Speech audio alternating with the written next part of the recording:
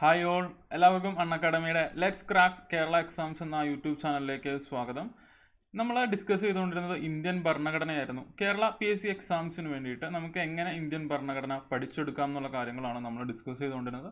അതിന് വേണ്ടിയിട്ട് നമ്മൾ സിലബസിനെ ഒരു 9 മൊഡ്യൂളായിട്ട് ഡിവൈഡ് ചെയ്തിരുന്നു. അപ്പോൾ അത് ഏകദേശം തീരാറാവുന്ന സ്റ്റേജിലോട്ടാണ് നമ്മൾ പോകുന്നത്. ഇന്ന് നമ്മൾ സ്റ്റാർട്ട് ചെയ്യുന്നത് 8ാമത്തെ മൊഡ്യൂളാണ്. അത് വളരെ കോംപ്രഹെൻസീവ് ആയിട്ടുള്ള ഒരു കവറേജ് ആണ് actually constitution of India based ആയിട്ട് ഈ ഒരു സീരീസിൽ നടത്തിക്കൊണ്ടിരിക്കുന്നത്.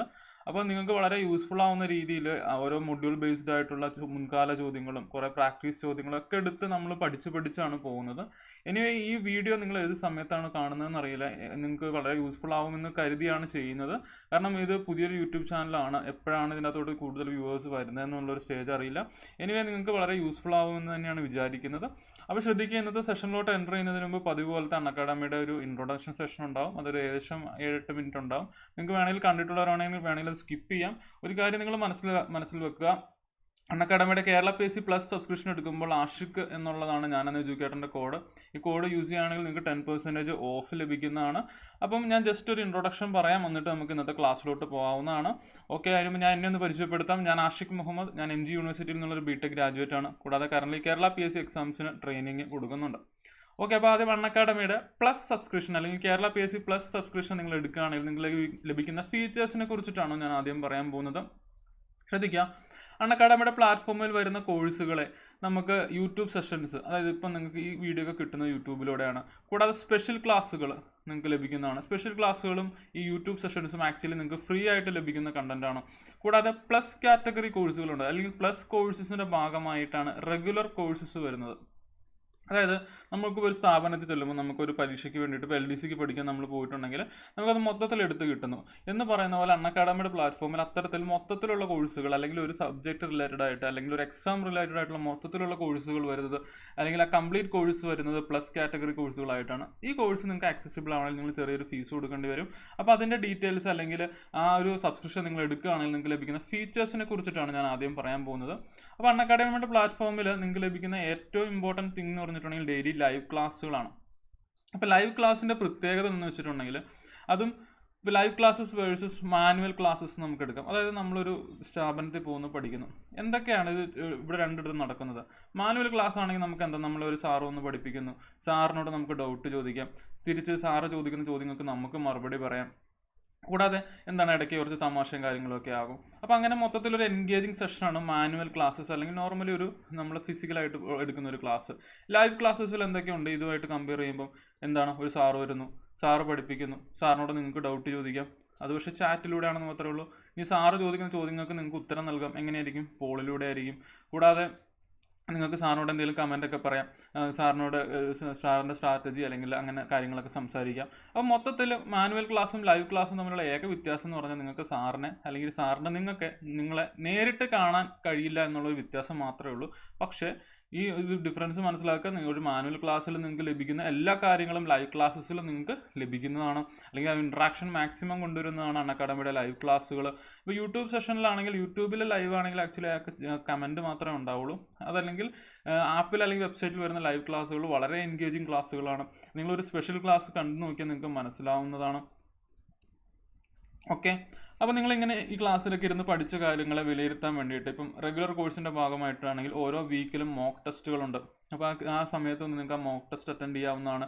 അപ്പോൾ നിങ്ങൾക്ക് ആ ടെസ്റ്റ് ചെയ്ത് കഴിയുമ്പോഴത്തേന് നിങ്ങളുടെ പഠിക്കുന്ന ഭാഗത്തിൻ്റെ ടെസ്റ്റ് ആയിരിക്കും അറ്റൻഡ് ചെയ്യുന്നത്. അപ്പോൾ നിങ്ങൾക്ക് നിങ്ങളുടെ പഠനത്തെ വിലയിരുത്താം. ഇനി ഏതെങ്കിലും പാർട്ട് ഇമ്പ്രൂവ് ചെയ്യണമെങ്കിൽ ഇമ്പ്രൂവ് ചെയ്യാം. കൂടാതെ നിങ്ങൾ ശ്രദ്ധിക്കുക, അൺഅക്കാഡമിയുടെ പ്ലാറ്റ്ഫോമിൽ പഠിപ്പിക്കുന്ന എഡ്യൂക്കേറ്റേഴ്സ് എല്ലാവരും തന്നെ വളരെ പ്രഗത്ഭരായ എഡ്യൂക്കേറ്റേഴ്സാണ്. അതായത് നിങ്ങളിപ്പോൾ ഏത് എക്സാമിനാണോ പഠിക്കുന്നത് ആ എക്സാം ഓൾറെഡി ക്രാക്ക് ചെയ്തിട്ടുള്ള ആളുകളായിരിക്കും. അതല്ലെങ്കിൽ അവർ പഠിപ്പിക്കുന്ന ആ സബ്ജക്റ്റ് വർഷങ്ങളോളം പഠിപ്പിച്ച എക്സ്പീരിയൻസ് ഉള്ള ആളുകളാണ്. അതുകൊണ്ട് തന്നെ കേരള PSC ചോദിച്ചിട്ടുള്ള ചോദ്യങ്ങളിലൂടെ എല്ലാം അവർ കടന്നു പോയിട്ടുണ്ട്. അതുകൊണ്ട് തന്നെ അവർക്ക് ആ സബ്ജക്റ്റിൽ അല്ലെങ്കിൽ ഒരു എക്സാമിൽ വ്യക്തമായ ധാരണ ഉണ്ടാവും. അതുകൊണ്ട് തന്നെ നിങ്ങളെ വ്യക്തമായ ശരിയായ ദിശയിലോട്ട് നയിക്കാൻ ഈ എഡ്യൂക്കേറ്റേഴ്സിന് കഴിയും. അത് ഞാൻ പറഞ്ഞു പോകുന്നത് അൺഅക്കാഡമിയുടെ പ്ലാറ്റ്ഫോമിലുള്ളതെല്ലാം വളരെ വെൽ സ്ട്രക്ചേർഡ് കോഴ്സുകളാണ്.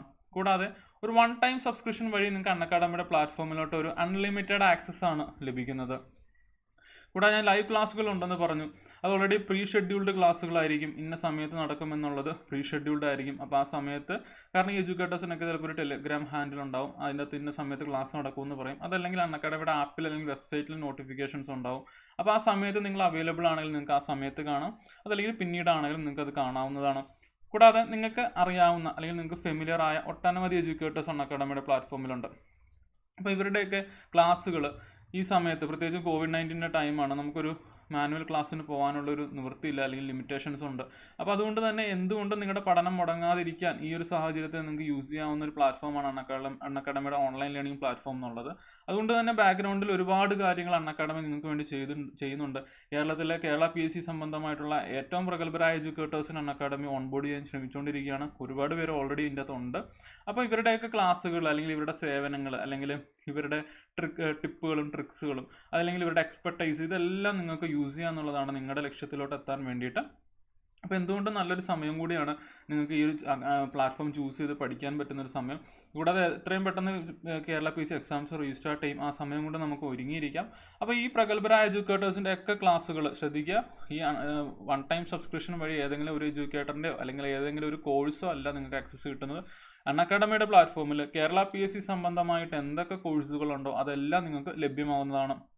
ഇപ്പോൾ നിങ്ങൾ LDCക്ക് പഠിക്കുന്ന ആളുകളായിക്കോട്ടെ, അതല്ലെങ്കിൽ LP UP അസിസ്റ്റൻറ്റ്, അതല്ലെങ്കിൽ ഫയർമാൻ, അതല്ലെങ്കിൽ ഇപ്പം ഇനി വരാൻ പോകുന്ന SI പോലത്തെ എക്സാം, BDO പോലത്തെ എക്സാം, ഏതെങ്കിലും ആയിക്കോട്ടെ, ഏത് എക്സാം ആയിക്കോട്ടെ, നിങ്ങളിപ്പം ഒരു 1 ഇയർ സബ്സ്ക്രിപ്ഷനാണ് എടുക്കുന്നതെങ്കിൽ ഈ 1 ഇയർ സബ്സ്ക്രിപ്ഷൻ്റെ ഇടയ്ക്ക് കേരള PSC എന്തൊക്കെ എക്സാം നടത്തുന്നുണ്ടോ അതെല്ലാം സംബന്ധമായിട്ടുള്ള കോഴ്സുകൾ ക്ലാസ്സുകൾ അൺഅക്കാഡമിയുടെ പ്ലാറ്റ്ഫോമിൽ വരും. നമുക്കറിയാം കേരള PSC സംബന്ധിച്ചിടത്തോളം നമ്മളിപ്പം ഡിഗ്രി ലെവൽ കാൻഡിഡേറ്റ് ആണെങ്കിലും നമ്മൾ LDC എക്സാം എഴുതും, നമ്മൾ ഫയർമാൻ എക്സാം എഴുതും. നമ്മളങ്ങനെ എന്താണ് ആ ലെവൽ നോക്കാറില്ല, നമ്മൾ എല്ലാ എക്സാംസും തന്നെ എഴുതുന്ന ആളുകളാണ്. അതുകൊണ്ട് തന്നെ ഏതെങ്കിലും ഒരു പർട്ടിക്കുലർ എക്സാമിന് വേണ്ടിയിട്ടല്ല നിങ്ങൾ സബ്സ്ക്രിപ്ഷൻ എടുക്കുന്നത്. ഒരു 1 ഇയർ അൺലിമിറ്റഡ് ആക്സസ് ആണ് നിങ്ങൾക്ക് അൺഅക്കാഡമിയുടെ പ്ലാറ്റ്ഫോമിലോട്ട് ലഭിക്കുന്നത്. കൂടാതെ ഒരു കോംപ്രിഹെൻസീവ് സിലബസ് കവറേജ് ഉണ്ടാവും നിങ്ങൾക്ക് റെഗുലർ കോഴ്സസിൻ്റെ ഭാഗമായിട്ട്. അതായത് പ്ലസ് കാറ്റഗറി കോഴ്സസ് വരുമ്പോഴത്തേനും കോംപ്രിഹെൻസീവ് സിലബസ് കവറേജ് ആയിരിക്കും ഉണ്ടാവുക. കൂടാതെ ഇതിനൊന്ന് എന്താണ് ഒരു സമ്മറി ആയിട്ട് പറയുകയാണെങ്കിൽ അൺഅക്കാഡമിയുടെ അഡ്വാൻറ്റേജസ് ആയിട്ട് പറയുന്നത് വെച്ചിട്ടുണ്ടെങ്കിൽ schedule that works for you. ഓൺലൈനാണ്, നിങ്ങൾക്ക് അറിയാം, നിങ്ങൾക്ക് പറ്റുന്നൊരു ഷെഡ്യൂൾ ചൂസ് ചെയ്യാം. നിങ്ങൾക്ക് എപ്പോഴാണോ കാണാൻ പറ്റുക പഠിക്കാൻ പറ്റുക ആ സമയം ചൂസ് ചെയ്യാം. ഇന്ന സമയം ഒന്നുമില്ല. പക്ഷേ ലൈവ് സെഷൻസ് ആ സമയത്ത് വന്നാൽ മാത്രമേ നമുക്ക് സാറന്മാരായിട്ട് എൻഗേജ് ചെയ്യാൻ പറ്റുള്ളൂ എന്ന് കൂടി മനസ്സിലാക്കുക. കൂടാതെ അൺഅക്കാഡമിയുടെ പ്ലാറ്റ്ഫോമിൽ നിങ്ങൾക്ക് ഒരിക്കലും ഒരു ലാംഗ്വേജ് ബാരിയർ ഉണ്ടാകാൻ പോകുന്നില്ല. അതായത് കൂടുതലും ക്ലാസ്സുകൾ അല്ലെങ്കിൽ എല്ലാ ക്ലാസ്സുകളും തന്നെ മലയാളത്തിലാണ്. പിന്നെ കോഴ്സ് അനുസരിച്ച് ചിലപ്പോൾ ഒരു ഡിഗ്രി ലെവൽ എക്സാം ആകുമ്പോൾ കുറച്ചും കൂടി ഇംഗ്ലീഷിലുള്ള നോട്ട്സ് വേണ്ടി വരും. അപ്പോൾ അതിനനുസരിച്ച് അവിടെ ഇംഗ്ലീഷ് നോട്ട്സ് ഉണ്ടാവും. ഇനി പഠിപ്പിക്കുന്നത് മലയാളം മീഡിയത്തിൽ തന്നെയാണ്. അപ്പോൾ അതുകൊണ്ട് തന്നെ ഒരിക്കലും ഒരു ഭാഷ അല്ലെങ്കിൽ ലാംഗ്വേജ് ബാരിയർ നിങ്ങൾക്ക് ഉണ്ടാവില്ല. അതുകൊണ്ട് മനസ്സിലാക്കുക, കോഴ്സ് ഡിസൈൻ ചെയ്യുമ്പോൾ തന്നെ ആ കോഴ്സ് അല്ലെങ്കിൽ ആ ഒരു എക്സാമിന് ഏത് ലാംഗ്വേജ് ആണ് പ്രാമുഖ്യം. ഇപ്പോൾ LDC ആണെങ്കിൽ ഓഫ് കോഴ്സ് മലയാളമാണ്. അപ്പോൾ അതിനനുസരിച്ചിട്ടായിരിക്കും ആ കോഴ്സുകൾ വരിക. കൂടാതെ ഞാൻ പറഞ്ഞു എഡ്യൂക്കേറ്ററുമായിട്ട് ഇൻട്രാക്ട് ചെയ്യാനുള്ള ഓപ്ഷൻസ് ഉണ്ട്.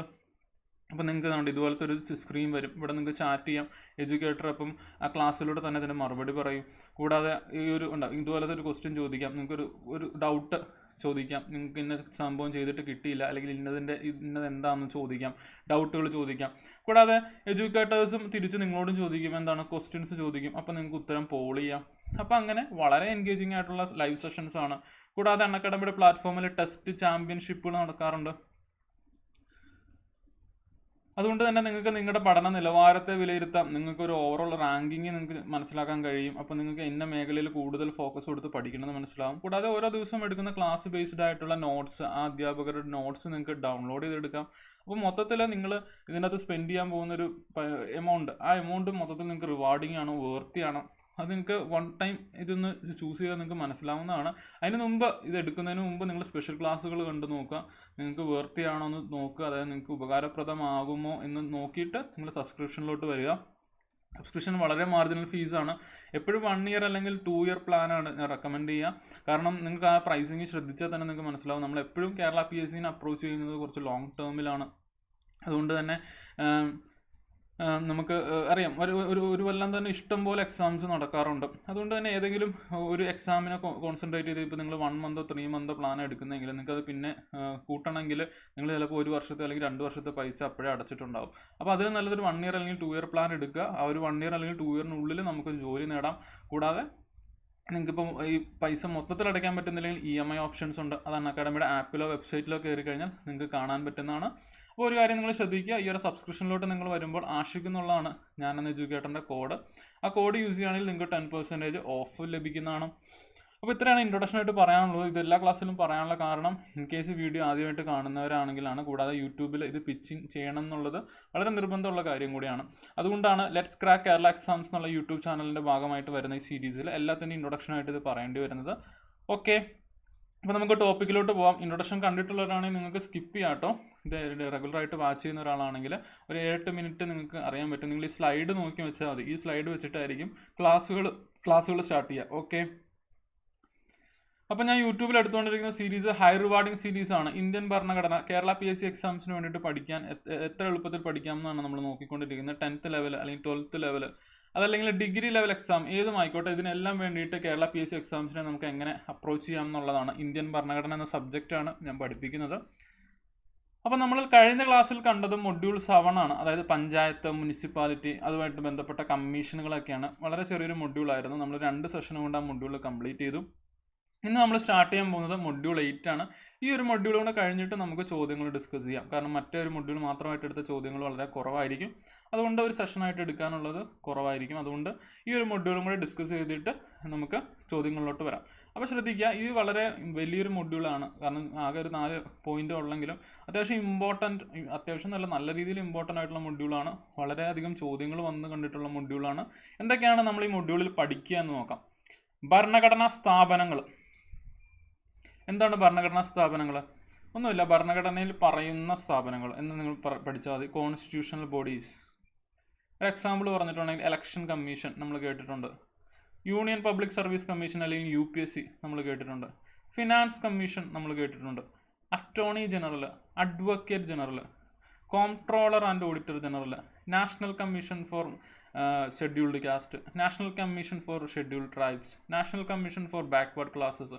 ഇതെല്ലാം ഭരണഘടനാ സ്ഥാപനങ്ങളാണ്. ഭരണഘടനാ സ്ഥാപനങ്ങൾ എന്ന് പറഞ്ഞിട്ടുണ്ടെങ്കിൽ മനസ്സിലാക്കുക, ഭരണഘടനയിൽ പറഞ്ഞിട്ടുള്ള ബോഡീസ് അല്ലെങ്കിൽ ഭരണഘടനാ റെക്കഗ്നീഷനുള്ള ബോഡീസ് എന്നിവയാണ് ഭരണഘടനാ സ്ഥാപനങ്ങൾ എന്ന് പറയുന്നത്. ഇനി ഇത് കഴിഞ്ഞിട്ട് നമ്മൾ വേറൊരു കാറ്റഗറി ബോഡീസ് പഠിക്കും, സ്റ്റാറ്റ്യൂട്ടറി ബോഡീസ്. അത് നമ്മൾ അടുത്ത മൊഡ്യൂളിലായിരിക്കും പഠിക്കാം. അപ്പോൾ അതെന്താണ്? സ്റ്റാറ്റ്യൂട്ടറി എന്ന് പറഞ്ഞാൽ നിയമം വെച്ച് സ്ഥാപിതമായ ഓർഗനൈസേഷനുകളെ അല്ലെങ്കിൽ സ്ഥാപനങ്ങളെയാണ് സ്റ്റാറ്റ്യൂട്ടറി ബോഡീസ് എന്ന് പറയുന്നത്. ഭരണഘടനാ റെക്കഗ്നീഷൻ ഉണ്ടെങ്കിൽ അല്ലെങ്കിൽ ഭരണഘടനയിൽ പറയുന്ന ബോഡീസാണ് കോൺസ്റ്റിറ്റ്യൂഷണൽ ബോഡീസ്. അപ്പോൾ അതാണ് ഭരണഘടനാ സ്ഥാപനങ്ങൾ എന്നതുകൊണ്ട് ഉദ്ദേശിക്കുന്നത്. പിന്നെ നമ്മൾ ഈ മൊഡ്യൂളിൽ പഠിക്കുന്നത് ഭരണഘടനാ ഭേദഗതികളെ കുറിച്ചിട്ടാണ്. നമ്മൾ ഓൾറെഡി ഇഷ്ടംപോലെ ഭേദഗതികൾ പഠിച്ചിട്ടുണ്ട് ഈ ഒരു കഴിഞ്ഞൊരു 7 മൊഡ്യൂളായിട്ട്. പക്ഷേ നമ്മൾ ഏറ്റവും ഇമ്പോർട്ടൻ്റ് ആയിട്ടുള്ള മൊഡ്യൂളുകളെ ഒന്ന് എടുത്ത്, കൂടാതെ ഒരു ഭേദഗതി ചെയ്യാൻ വേണ്ടിയിട്ടുള്ള പ്രൊസീജിയർ എന്താണ്, ഇതൊക്കെ കൂടിയിട്ട് നമുക്ക് ഭരണഘടനാ ഭേദഗതികൾ എന്നുള്ളൊരു ടോപ്പിക്ക് പഠിക്കാം. കൂടാതെ ഭരണഘടനയിലെ ലിസ്റ്റുകൾ, union list, state list, concurrent list. ശ്രദ്ധിക്കുക, ഇതുമായിട്ട് ബന്ധപ്പെട്ടിട്ട് PSC എല്ലാ വർഷത്തെ LDCയിലും ചോദിക്കാറുണ്ട്. ഞാൻ ചോദ്യങ്ങൾ ഡിസ്കസ് ചെയ്യുമ്പോൾ കാണാം കൺകറന്റ് ലിസ്റ്റിൽ പെട്ടത് ഏതാണ്, യൂണിയൻ ലിസ്റ്റിൽ പെടാത്തത് ഏതാണ്, യൂണിയൻ ലിസ്റ്റിൽ പെട്ടത് ഏതാണെന്നൊക്കെ പറഞ്ഞിട്ട് ചോദ്യങ്ങൾ ചോദിക്കാറുണ്ട്. അതുകൊണ്ട് വളരെ ഇമ്പോർട്ടൻ്റ് ആണ്. അപ്പോൾ ആ ലിസ്റ്റുകൾ നമ്മൾ ഈ മൊഡ്യൂളിൻ്റെ ഭാഗമായിട്ട് നോക്കും. ഈ ലിസ്റ്റുമായിട്ട് ബന്ധപ്പെട്ടുള്ള ടോപ്പിക്കാണ് അവശിഷ്ട അധികാരങ്ങൾ. അതായത് 3 ലിസ്റ്റിലും പെടാത്ത കാര്യങ്ങളെയാണ് റെസ്യൂജറി പവേഴ്സ് അല്ലെങ്കിൽ അവശിഷ്ട അധികാരങ്ങൾ എന്ന് പറയുന്നത്. ഇതും നമ്മൾ ഈ മൊഡ്യൂളിൽ പഠിക്കുന്നതാണ്. അപ്പോൾ അത്യാവശ്യം ഒരു 5-6 സെഷൻസ് കൊണ്ടുപോകാൻ പറ്റുന്ന അല്ലെങ്കിൽ കണ്ടന്റ് ഉള്ള മൊഡ്യൂളാണ്. അപ്പോൾ നമ്മൾ ഇന്ന് സ്റ്റാർട്ട് ചെയ്യാൻ പോകുന്നത് ഭരണഘടനാ സ്ഥാപനങ്ങളെ കുറിച്ചിട്ടാണ്. ഭരണഘടനാ സ്ഥാപനങ്ങൾക്ക് ഇന്നത്തെ ഒരു സെഷൻ ഉണ്ടാവും. ഒരു സെഷനും കൂടെ, രണ്ടാമത്തെ സെഷനും കൂടെ കഴിഞ്ഞാലേ നമുക്കത് കംപ്ലീറ്റ് ചെയ്യാൻ പറ്റുള്ളൂ. ഇന്ന് നമ്മൾ പഠിക്കുന്നത് ഇലക്ഷൻ കമ്മീഷൻ, UPSC, കൂടാതെ ഫിനാൻസ് കമ്മീഷൻ, ഇത്രയും കാര്യങ്ങളായിരിക്കും നമ്മൾ ഇന്ന് നോക്കാൻ പോകുന്നത്. അപ്പോൾ ഭരണഘടനാ സ്ഥാപനങ്ങൾ എന്താണെന്ന് ഞാൻ ഓൾറെഡി പറഞ്ഞു. എന്താണ്? ഭരണഘടനയിൽ മെൻഷൻ ചെയ്യപ്പെട്ടിട്ടുള്ള സ്ഥാപനങ്ങളെയാണ് ഭരണഘടനാ സ്ഥാപനങ്ങൾ എന്ന് പറയുന്നത്. ഓക്കെ, ശ്രദ്ധിക്കുക, നമ്മൾ ഒന്നാമതായിട്ട് പഠിക്കാൻ പോകുന്നത് ഇലക്ഷൻ കമ്മീഷനെ കുറിച്ചിട്ടാണ്. ഓക്കെ, കേന്ദ്ര തെരഞ്ഞെടുപ്പ് കമ്മീഷനെ കുറിച്ചിട്ടാണ്. നമുക്കറിയാം സ്റ്റേറ്റ് ഇലക്ഷൻ കമ്മീഷനുണ്ട്, പക്ഷേ ആദ്യം നമ്മൾ പഠിക്കാൻ പോകുന്നത് കേന്ദ്ര തെരഞ്ഞെടുപ്പ് കമ്മീഷനെ കുറിച്ചിട്ടാണ്. അപ്പോൾ എന്താണ്? ഭരണഘടനയിൽ പറഞ്ഞിട്ടുണ്ടല്ലോ, അപ്പോൾ തീർച്ചയായിട്ടും ഭരണഘടനയിൽ പറയുന്ന വകുപ്പ് ഓർത്തിരിക്കണം. ഏതാണ്? തിരഞ്ഞെടുപ്പ് കമ്മീഷനെ പറ്റി പറയുന്ന ഭരണഘടനാ വകുപ്പ് ആർട്ടിക്കിൾ 324 അപ്പോൾ ആ റേഞ്ചും കൂടെ ഒന്ന് മനസ്സിലാക്കി വെച്ചേക്കുക. ഇലക്ഷൻ സംബന്ധമായിട്ടുള്ള കാര്യങ്ങൾ പറയുന്നത് 324 മുതൽ 329 വരെയാണ്. നമ്മൾ പാർട്സ് പഠിച്ചപ്പോൾ പഠിച്ചതാണ്. പാർട്സ് മൊഡ്യൂളിൽ 2ന്റെ ഭാഗമായിട്ട് ഭരണഘടനയുടെ ഭാഗങ്ങൾ പഠിച്ചതാണ്.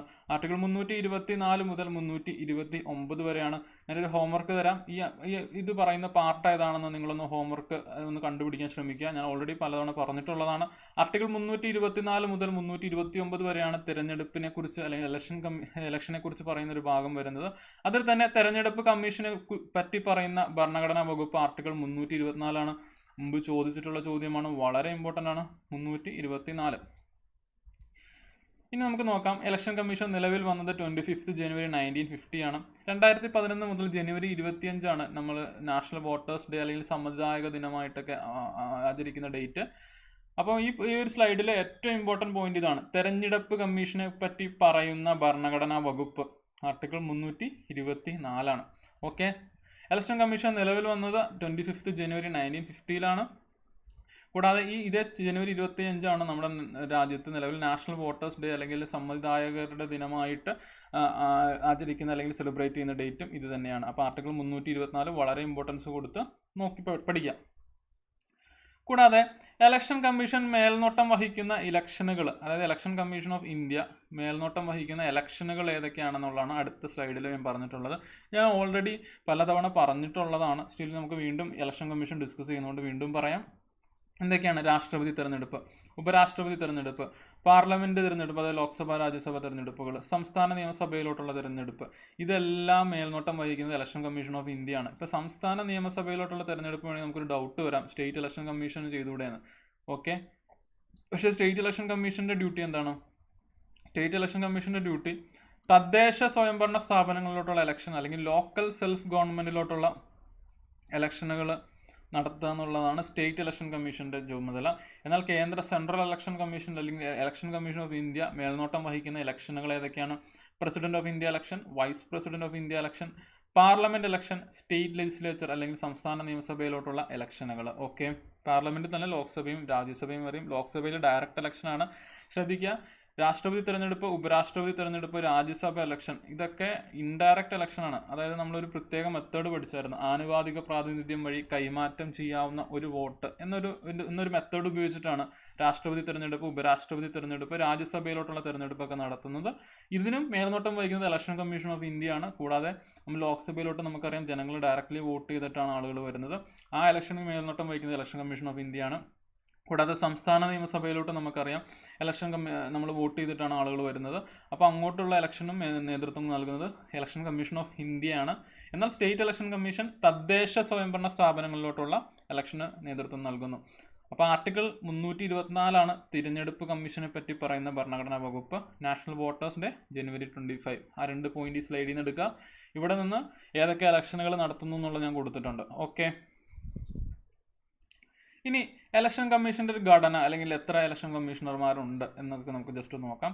ശ്രദ്ധിക്കുക, ഒരു ചീഫ് ഇലക്ഷൻ കമ്മീഷണറും 2 ഇലക്ഷൻ കമ്മീഷണറുമാണ് നമുക്ക് നമ്മുടെ രാജ്യത്ത് നിലവിലുള്ളത്. യഥാർത്ഥത്തിൽ ഇത് ഒരൊറ്റ ആളെ ഉണ്ടായിരുന്നുള്ളൂ, ഒരു ചീഫ് ഇലക്ഷൻ കമ്മീഷണർ മാത്രമേ ഉണ്ടായിരുന്നുള്ളൂ.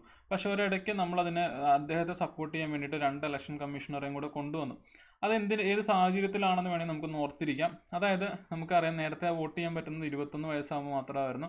അത് തന്നെ 18 വയസ്സായിട്ട് കുറച്ചു. 61ാമത് ഭരണഘടനാ ഭേദഗതി നിയമം 1988 അനുസരിച്ചിട്ട് രാജീവ് ഗാന്ധിയുടെ സമയത്ത്. അപ്പോൾ ഈ സമയത്ത് ഈ ഇലക്ഷൻ കമ്മീഷണറുടെ വർക്ക് ലോഡ് കൂടി. അപ്പോൾ സ്വാഭാവികമായിട്ടും ഒരു 2 ഇലക്ഷൻ കമ്മീഷണറെയും കൂടെ സപ്പോർട്ട് ചെയ്യാൻ വേണ്ടി കൊണ്ടുവന്നു. അപ്പം അങ്ങനെയാണ് ഈ CEC അതായത് ചീഫ് ഇലക്ഷൻ കമ്മീഷണറെ കൂടാതെ 2 ഇലക്ഷൻ കമ്മീഷണറെയും കൂടി നമ്മൾ വെച്ചത്. അപ്പോൾ ടോട്ടൽ 3 പേരാണ് ആ ഒരു ഇലക്ഷൻ കമ്മീഷനിലുള്ളത്. അപ്പോൾ വളരെ 2 ഇമ്പോർട്ടൻറ്റ് പോയിൻ്റാണ്. CEC ഉണ്ട്, പിന്നെ 2 ഇലക്ഷൻ കമ്മീഷണേഴ്സും ഉണ്ട്. ശ്രദ്ധിക്കുക, ഇവരാരും സബോർഡിനേറ്റ്സ് അല്ല, ഇവരെല്ലാവരും ഈക്വലി പവേർഡാണ്. പക്ഷേ ഒരു ചീഫ് ഇലക്ഷൻ കമ്മീഷണറെ നമ്മൾ വെക്കുന്നതെന്ന് മാത്രമേ ഉള്ളൂ. അതായത് അവരുടെ സാലറീസ്, അലവൻസസ് അല്ലെങ്കിൽ അവരുടെ പ്രിവിലേജുകളെല്ലാം സെയിം ആണ്. അതായത് ഇലക്ഷൻ കമ്മീഷണേഴ്സ് എന്ന് തന്നെ നമുക്ക് ബേസിക്കലി വിളിക്കാം. പക്ഷേ ഒരു ചീഫ് ഇലക്ഷൻ കമ്മീഷണറും ഉണ്ടാവും, മറ്റേത് 2 സാധാ ഇലക്ഷൻ കമ്മീഷണേഴ്സ് ആയിരിക്കും എന്നുള്ളത് മാത്രമേ ഉള്ളൂ. അപ്പോൾ സാഹചര്യം എന്താണ്? 21 വയസ്സിൽ നിന്ന് 18 വയസ്സിലോട്ട് വോട്ടവകാശം അല്ലെങ്കിൽ വോട്ട് ചെയ്യാനുള്ള അവകാശം 18 വയസ്സായിട്ട് കുറച്ച് സമയത്താണ് വർക്ക് ലോഡ് കൂടിയും നമ്മൾ 2 ഇലക്ഷൻ കമ്മീഷണേഴ്സിനെയും കൂടെ കൊണ്ടുവരുന്നത്. 61ാമത് ഭരണഘടനാ ഭേദഗതി നിയമം 1988 അനുസരിച്ചിട്ടാണ്. രാജീവ് ഗാന്ധിയുടെ സമയത്താണ്. നമ്മൾ പലതവണ ഈ പോയിന്റ് ഓൾറെഡി പഠിച്ചു. സ്റ്റിൽ ഇമ്പോർട്ടൻ്റ് ആയതുകൊണ്ടാണ് വീണ്ടും വീണ്ടും വീണ്ടും വീണ്ടും പറയുന്നത്. ഓക്കെ. ഇനി ഇലക്ഷൻ കമ്മീഷണേഴ്സ് അപ്പോയിന്റ് ചെയ്യുന്നത് ആരാണ്? നിയമിക്കുന്നത് രാഷ്ട്രപതിയാണ്. കാലാവധി വളരെ ഇമ്പോർട്ടൻ്റ് ആണ്. 6 വയസ്സ് അല്ലെങ്കിൽ 6 വർഷം അല്ലെങ്കിൽ 65 വയസ്സാണ് വിരമിക്കൽ പ്രായം. അതായത് ഒന്നെങ്കിൽ അവർ 6 വർഷം, അതായത് ഇപ്പോൾ 58 വയസ്സിലൊക്കെയാണ് കയറുന്നതെങ്കിൽ 64 വയസ്സിൽ അദ്ദേഹം പോകേണ്ടി വരും.